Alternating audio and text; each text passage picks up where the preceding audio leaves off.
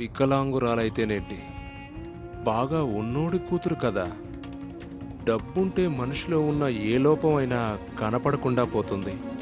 ఒక్క దెబ్బకు 2 పిట్టలు కొట్టావురా ఆకాష్. మహాత్ముడివి కావడంతో పాటు సంపన్నుడికి అల్లుడు కూడా అయ్యావు. మీరు ఈ పెళ్లికి అంగీకరించండి ప్లీజ్.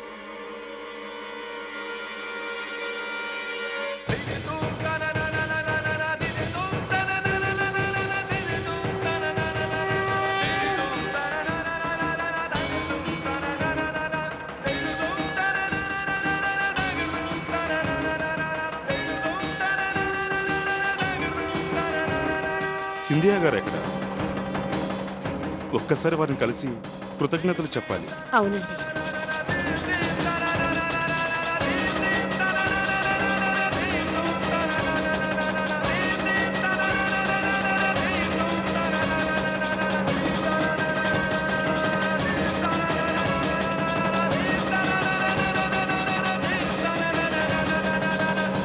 సింధియా గారు, నా పొరపాటును మన్నించండి.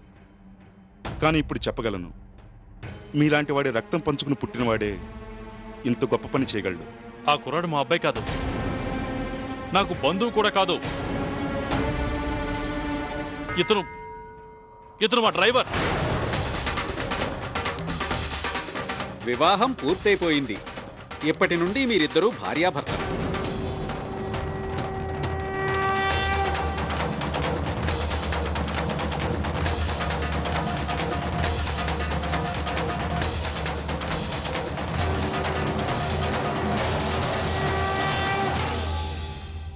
ఎంత ధైర్యం రా నీకు? నా బిడ్డని పెళ్లి చేసుకుంటావా?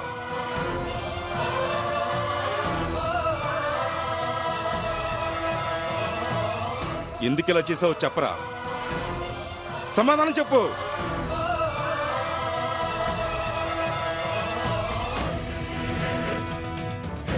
మీరు ఒక్క నిమిషం ఆగండి. వీడి అర్హత మర్చిపోయి వీడు మిమ్మల్నే కాదు, మా కుటుంబానికి కూడా చెడు తలపెట్టాడు. వీడు చేసిన దానికి శిక్ష అనుభవించక తప్పదు.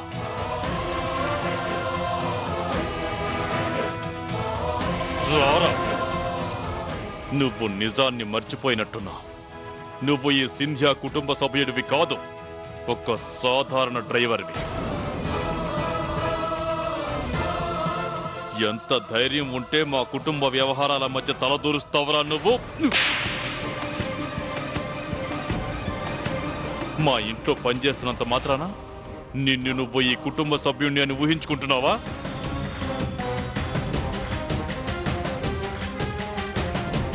ఏం ఆలోచించుకుని అంత పెద్ద కుటుంబానికి చెందిన పిల్ల మెళ్ళలో తాళి కట్టావు?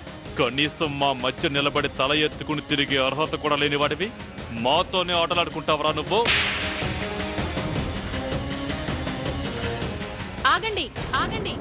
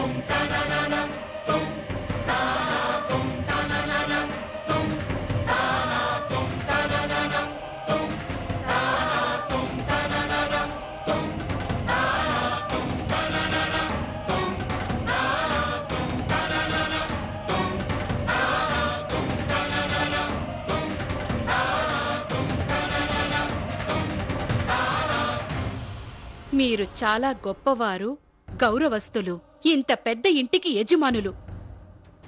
కానీ నా కొడుకు మీద చెయ్యెత్తే అధికారం అసలు ఎవరిచ్చారు మీకు? ఎవరు మీరు వాడి రక్తాన్ని కళ్ళ చూడటానికి?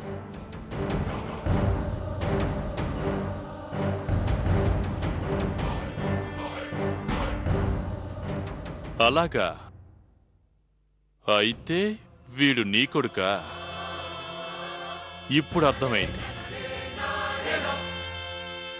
ముళ్ళ చెట్టుకి పాలు పోసి పెంచిన ముళ్ళే కాస్తాయి, మల్లెపూలు పుయ్యవు. వీడు చేసిన పనిలో తప్పు వాడిది కానే కాదు. ఎందుకంటే ద్రోహం, అలాగే మోసం వీడి వంశాచారం. అవకాశాలు చూసుకుని గొప్ప వాళ్లతో సంబంధం కలుపుకోవడం వీడికి పుట్టుకతోనే వచ్చింది.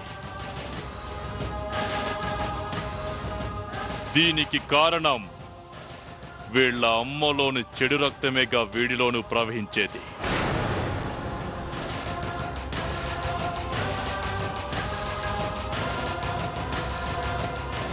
ఇలాంటి వాళ్ళ రక్తం నేల మీద పడ్డా ఎటువంటి నష్టము ఉండదు, నేల పాడవడం తప్ప. పెంచే పెంపక లోపంలోనూ సంస్కార లోపంలోనూ పెరిగే ఇలాంటి పిల్లల సమాజంలో చెడు పురుగులు కంటే హీనులైపోతారు. ఒకవేళ వీడు నీ బిడ్డని నాకు ముందే తెలుసుంటే నా ఇంటి గుమ్మం కూడా తక్కువనిచ్చి ఉండేవాడిని కాదు. నేను దేవాలయం లాంటి నా ఇంట్లో అడుగు పెట్టి అపవిత్రం చేశాడు వీడు.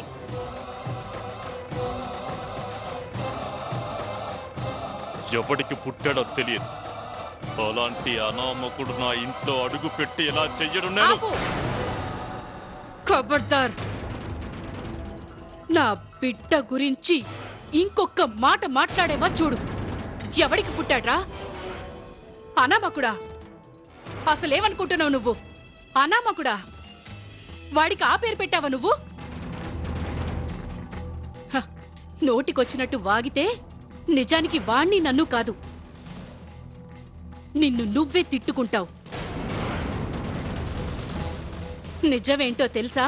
ఈ అనామకుడు పుట్టింది నీకే, నీకే, నీ బిడ్డే వీడు.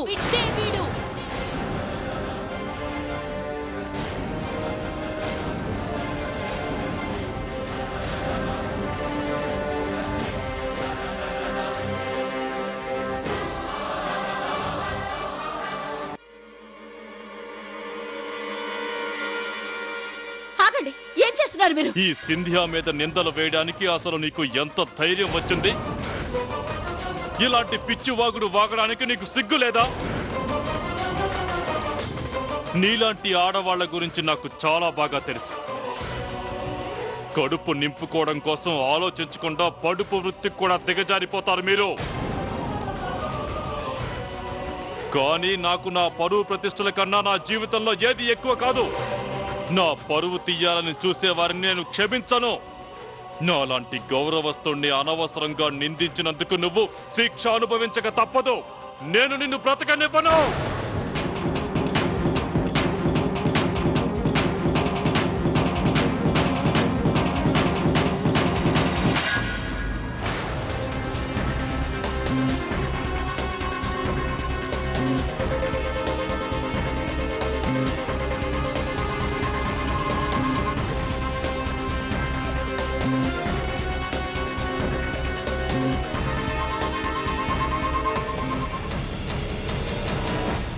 నా కన్న తల్లి విడ, నువ్వు ఎంత గౌరవిస్తే అంత మంచిది. కాదని నా తల్లి మీద ఎవరైనా చెయ్యెత్తే సాహసం చేస్తే వాణ్ణి ఊరికే విడిచిపెట్టను నేను.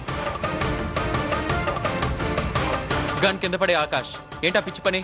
ముందు ఈయనకు చెప్పండి, మా అమ్మకి క్షమాపణ చెప్పమని, లేదంటే చంపేస్తాను. క్షమాపణ? ఈ విన్న నేను క్షమాపణ అడుగుతావా? లేదంటే షూట్ చేయమంటావా?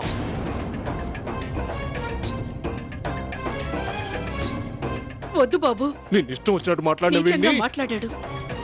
విలువలేని దాన్నన్నాడు.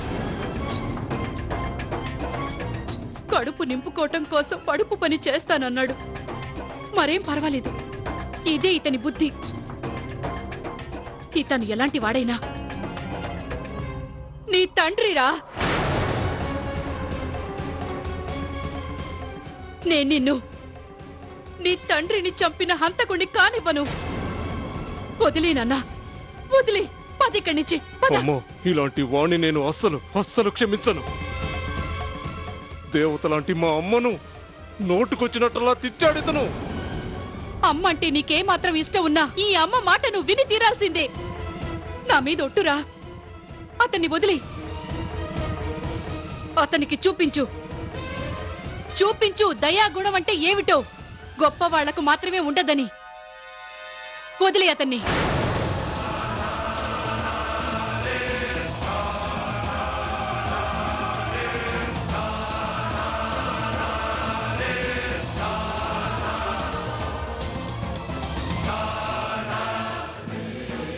మీరు నా మీద దయ చూపించే ఎత్తుకెదిగారా? నేనంటే ఏంటో మీ ఇద్దరికి చూపిస్తాను. ఏయ్! వద్దు.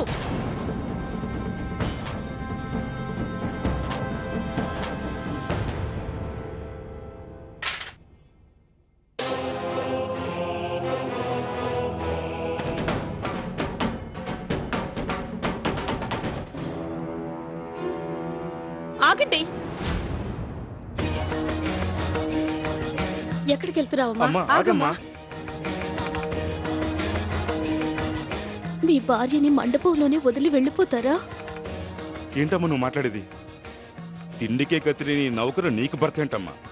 ఈ పెళ్లికి నేను ఒప్పుకోను. నేను ఒప్పుకుంటాను. ఇప్పుడే అగ్ని ప్రదక్షిణాలు చేసావు నాన్న మేము. ఈ బంధం నాకు జన్మజన్మల బంధం. ఏంటబ్బా, నీకు పిచ్చి పట్టిందా? ఈ డ్రైవర్ని పట్టుకుని నువ్వు మీరేమనుకున్నా పర్వాలేదు. ఇక ఈయనే నా భర్త. నా జీవితం, నా పరువు, ప్రతిష్ట అన్ని వీరే. మీరు మీ బిడ్డని ఆశీర్వదించకుండా పంపించాలనుకుంటే అది మీ ఇష్టం. కానీ నన్ను వెళ్ళనివ్వండి.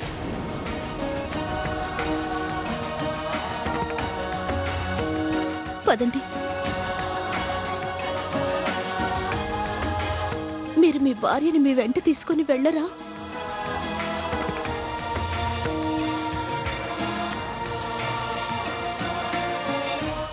ఆగమ్మా.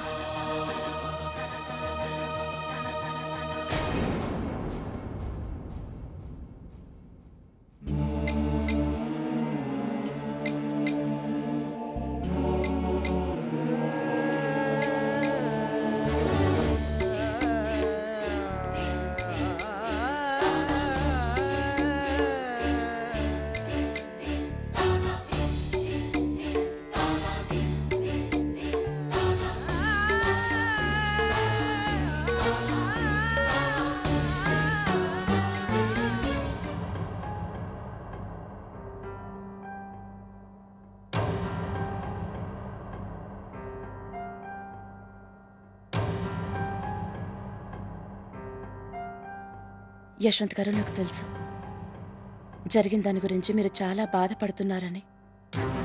కానీ మీకు మావయ్య గారి మీద పూర్తిగా నమ్మకం ఉంది కదా, మరి ఆలోచన ఎందుకు?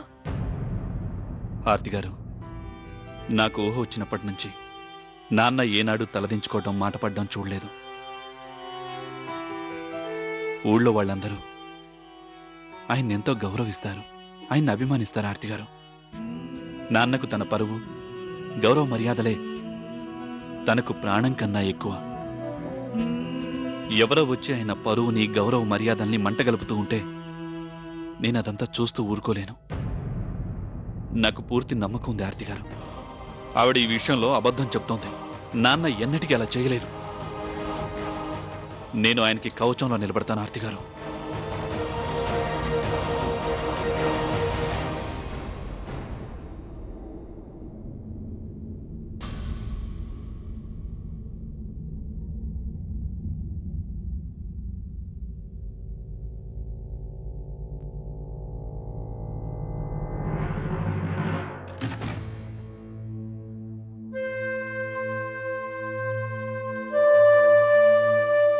అరే, అక్కడే ఆగండి. ఇలా లోపలికి రానివ్వను. ముందు హారతి పళ్ళెంతో నా కొడుకు కోడలికి స్వాగతం చెప్పని. అమ్మా, ఇప్పుడు ఇవన్నీ అవసరమా చెప్పు? ఏ? తను నా కోడలు, మా ఆకాష్ భార్య. ఒక్క నిమిషం ఇక్కడే ఉండండి.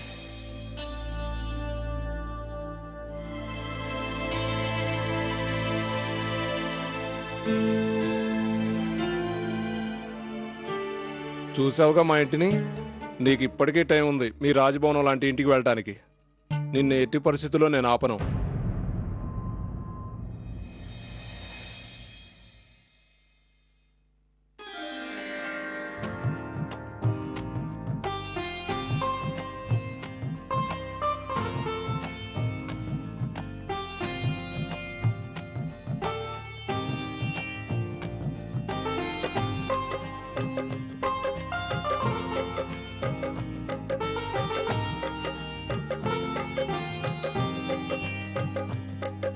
చల్లగా ఉండండి. రండి నాన్న.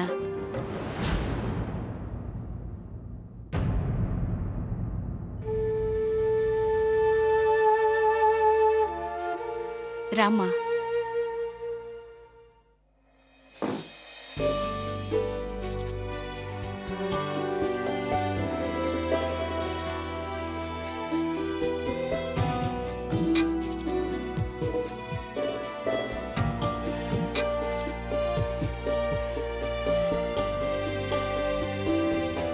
రామ్మా, నువ్వు గదిలోకి వెళ్ళి రెస్ట్ తీసుకో.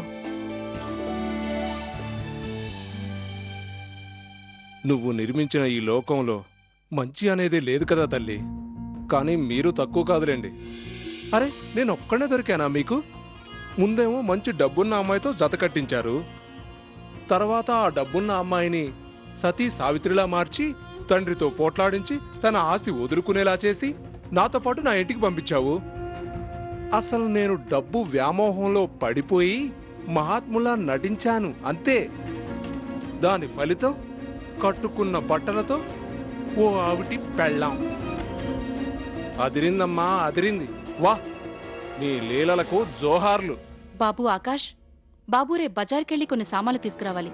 కొత్త కోడలొచ్చింది కదా, ఎందుకంటే తను వాళ్ళ ఇంటి నుంచి సామాన్లేం తీసుకురాలేదు కదా, అందుకు. ఆకాష్, నేను నీతోనే మాట్లాడుతున్నాన్రా. ఏం ఆలోచిస్తున్నావు నువ్వు? అమ్మవారితో మాట్లాడుతున్నానమ్మా. ఇన్ని నాటకాలు కేవలం మనతోనే ఆడటం దేనికి అని. అమ్మా, ఎట్టి పరిస్థితుల్లో నువ్వు నాకు నిజం చెప్పక తప్పదు. విషయం ఏంటంటే ఆ సింధ్యా గారు నా కన్న తండ్రో కాదో చెప్పు. చూడమ్మా, నిజం చెప్పు. నా మీద ఒట్టేసి చెప్పు. ఇక నువ్వు ఏది దాచిపెట్టాలనుకున్నా నీ నీ బిడ్డను నువ్వు ప్రాణాలతో చూడలేవమ్మా. చెప్పు, నిజం చెప్పు. నేను ఆ డబ్బున్న వాడి కొడుకునేనా కాదా? వాడు నా బిడ్డ కానే కాదు. వాడికి నాకు ఎలాంటి సంబంధం లేదు. అయినా ఎవడో దారిని పోయేవాడు చెప్పిన మాటలు విని నువ్వు నన్ను ప్రశ్నిస్తున్నావా? ఏ వ్యక్తితో అయితే నువ్వు ఇంతకాలం జీవితాన్ని పంచుకున్నావో అతను ఎప్పటికీ నీకు ద్రోహం చెయ్యడు, మోసం కూడా చెయ్యడు. నా ఉద్దేశం అది కాదండి. మరి నీ ఉద్దేశం ఏంటి గాయత్రి? అయినా నీ మనసులో ఈ ఆలోచన వచ్చింది అంటే అనుమానం వచ్చినట్టే కదా. నీకు బాగా తెలుసు నా జీవితంలో నా గౌరవానికంటే ముఖ్యం మరొకటి లేదని.